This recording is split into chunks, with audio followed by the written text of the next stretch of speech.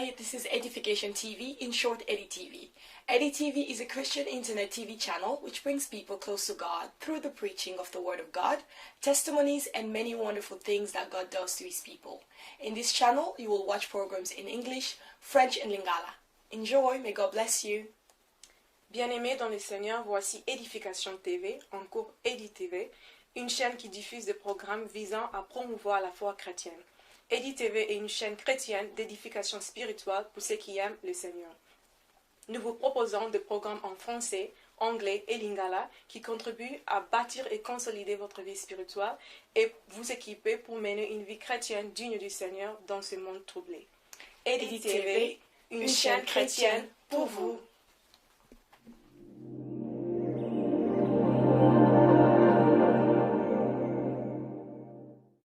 Bien-aimés dans le Seigneur, je vous salue au nom de Jésus-Christ. Je suis la sœur Karine et vous êtes sur Edification TV et je voudrais vous inviter à suivre ce petit message de la parole de Dieu pour votre édification. Suivez.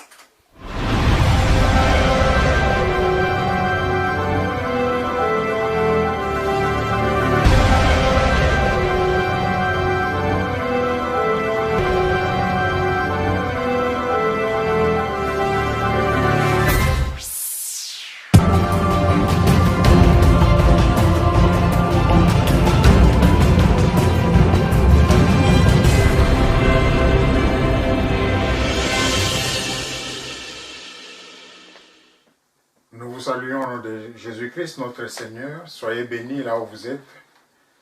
Nous allons de nouveau écouter la parole de Dieu. Une parole d'édification, d'exhortation, d'encouragement pour toi et pour moi. Il y a quelque chose que le Seigneur veut te dire. Aujourd'hui, nous allons parler de l'Église, mais l'Église comme étant une place refuge. Nous sommes des chrétiens. Nous croyons en Jésus-Christ, nous croyons en Dieu, le Père Créateur. Nous prions et nous supposons que nous avons des assemblées. Là où nous nous retrouvons, nous nous réunissons avec les frères et sœurs. Nous sommes des fidèles, nous sommes des membres. L'Église, c'est le lieu où nous nous retrouvons pour adorer, pour louer Dieu, mais pour écouter aussi la parole. C'est aussi le lieu où nous vivons une relation de communion fraternelle entre les enfants de Dieu. Nous sommes de ceux-là. Nous sommes membres du corps de Christ. L'Église est appelée le lieu où les saints se retrouvent, l'assemblée des saints.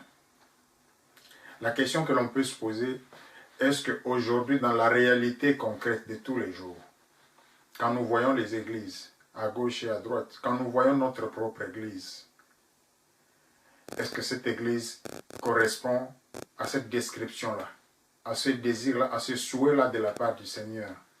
C'est une question que l'on peut se poser. Ce n'est pas pour juger, ce n'est pas pour critiquer, ce n'est pas pour condamner.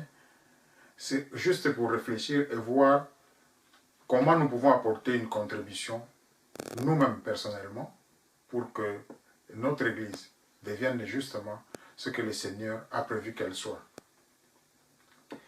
Nous lisons la Bible dans le livre de Nombres, chapitre 35, à partir du verset 9 jusqu'au 12e. Nous allons voir la description, selon l'instruction du Seigneur, par la bouche de son serviteur Moïse, de ce qu'on appelle le ville refuge.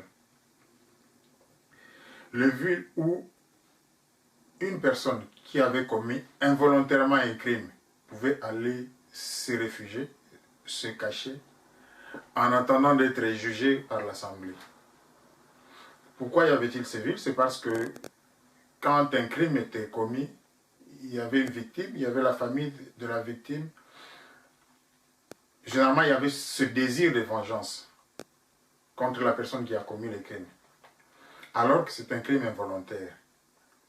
Alors, pour éviter que notre crime soit commis sur la personne qui était auteur du premier crime, l'Éternel avait prévu qu'il y ait des cités, des villes, où la personne qui avait commis involontairement un crime pouvait non pas fuir la sanction, mais aller se réfugier, se cacher, en attendant que l'Assemblée se réunisse pour décider de son sort, et qu'elle ne soit pas victime d'un règlement des comptes, d'une vengeance aveugle. Cette notion-là de ville refuge, de cité refuge, peut nous interpeller, nous aussi aujourd'hui. C'est peut-être l'ombre de quelque chose, d'une réalité spirituelle. C'est cette dimension-là que nous voulons un peu explorer. L'Église comme une place refuge. Oui, nous vivons des problèmes, nous rencontrons des difficultés. L'ennemi n'est peut-être pas physique, mais il est spirituel. Mais la démarche est la même. Il nous suit, il nous cherche, il veut nous créer des problèmes, nous créer des difficultés. Nous n'avons pas de solutions, nous cherchons à gauche, à droite, nous sommes perdus, nous sommes dans la débandade, et nous allons nous réfugier quelque part. Nous allons chercher une protection. La protection, elle se trouve en Jésus-Christ. Ce n'est pas dans un bâtiment, ce n'est pas dans une structure humaine, c'est en Jésus. C'est quand nous allons à Jésus, quand nous le recevons dans notre vie comme Seigneur et Sauveur, quand nous avons foi en lui, quand nous croyons en lui, en toutes les choses, eh bien la protection qu'il a promise, elle nous est assurée. Mais aujourd'hui, concrètement, nous qui sommes sur cette terre, des êtres physiques, nous ne voyons pas Jésus-Christ dans la dimension physique. C'est Jésus est représenté par le Saint-Esprit que nous expérimentons spirituellement, même s'il y a des manifestations extérieures qui sont visibles. Mais le Saint-Esprit en lui-même n'est pas visible physiquement. Donc si nous sommes des enfants de Dieu, si nous croyons en Jésus-Christ, il dit là où deux ou trois d'entre vous s'assemblent, je suis au milieu de nous. Donc le Seigneur est avec nous, il est au milieu de nous. Et l'Église, c'est le lieu où nous sommes à 2, à 3, à 4, à 10, à 20, à 50.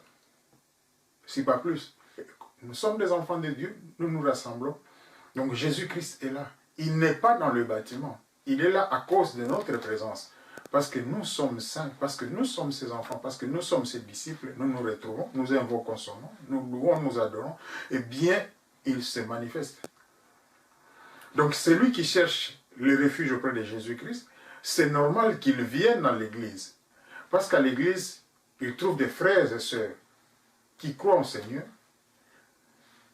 par qui la présence du Seigneur se manifeste. Et il est sûr que là où ses frères et sœurs se rassemblent, le Seigneur est présent. Il vient, pas pour la protection de ses frères et sœurs, mais la protection du Seigneur. Celui qui est troublé vient pour trouver la paix. Celui qui a des problèmes vient pour trouver la solution. Celui qui est perdu, celui qui est persécuté, il vient pour avoir la consolation dans l'Église. Là où il y a des frères et sœurs qui dans la communion fraternelle se retrouvent, se réunissent pour louer, pour adorer, pour écouter la parole de Dieu. Donc, imaginons ce frère-là, cette sœur-là, qui est dans des problèmes, qui vient à l'église, qui commence à prier. Simplement d'abord pour chercher la solution à la difficulté qu'elle traverse. Cette personne vient se réfugier avec l'espoir de trouver la paix, de trouver la joie, là où se retrouvent les chrétiens, là où se retrouvent les fidèles. La question que nous pouvons nous poser à ce niveau, c'est que est-ce que nos églises sont des endroits où ceux qui fuient des difficultés, des persécutions, ceux qui sont tourmentés par l'adversaire ou par le monde, trouvent la paix, trouvent la joie, trouvent l'harmonie, trouvent l'amour que le Seigneur nous recommande? C'est une question fondamentale. Personne n'a le monopole de la réponse. C'est tous tels que nous sommes là que nous devons réfléchir individuellement et collectivement. Est-ce que mon église est un endroit où celui qui est tourmenté peut venir et trouver la paix? Et cette paix-là, ce n'est pas une paix automatique, c'est une paix que le Seigneur nous accorde, mais elle se matérialise par l'attitude, les attitudes que nous avons dans l'église.